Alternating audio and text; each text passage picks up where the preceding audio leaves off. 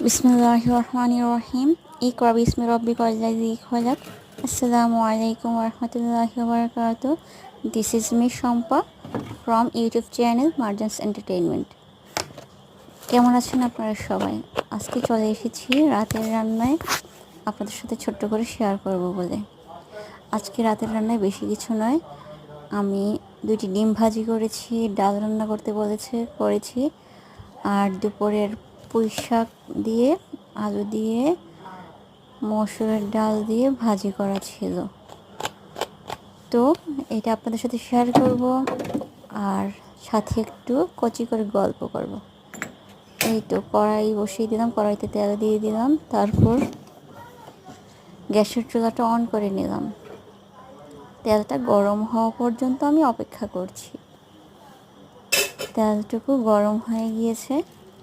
এই যে বাজার থেকে 4টি ডিম এখানে আছে, আর 2টি ডিম ভেঙে নিয়েছি। 6টি ডিম এনেছিল। তো 2টি ডিম আমি 3টি পেঁয়াজ, 4 পিস না 4 কোয়া রসুন,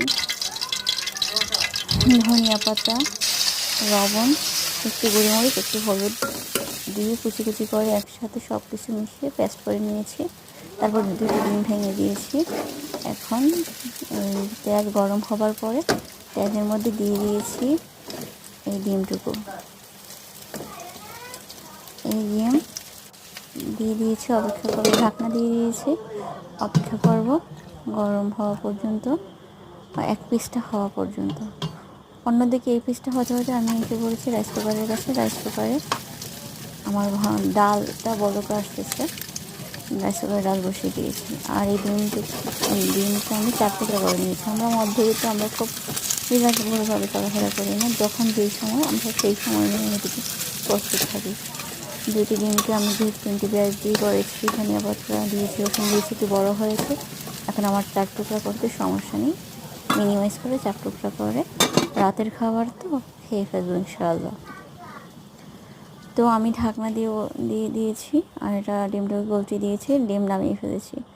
আর রাইস কুকারে যে ডালটুকু দেখেছেন, ডালটুকুকে আমি নামিয়ে নিয়েছি, গুটি নিয়েছিলাম। এখন পেঁয়াজ রসুন দিয়ে ফোড়াঙ্গা দিয়েছি। গরম হওয়া পর্যন্ত অপেক্ষা করলাম। ফোড়াঙ্গাকে আমি ডালের মধ্যে দিয়ে দিলাম, ডালের মধ্যে ধনিয়া পাতাও দিয়ে দিয়েছি। এখানে একটু লেবু 4 টুকরা করে রেখে দিয়েছি। ডালের সাথে লেবু দিয়ে ভাত খেতে অনেক মজা হয়। ডিম ভাজি হবে তো আর সেই জোস লাগে। এই তো প্রস্তুত হয়ে গেল রাতের খাবার। ডালটা কেমন হয়েছে?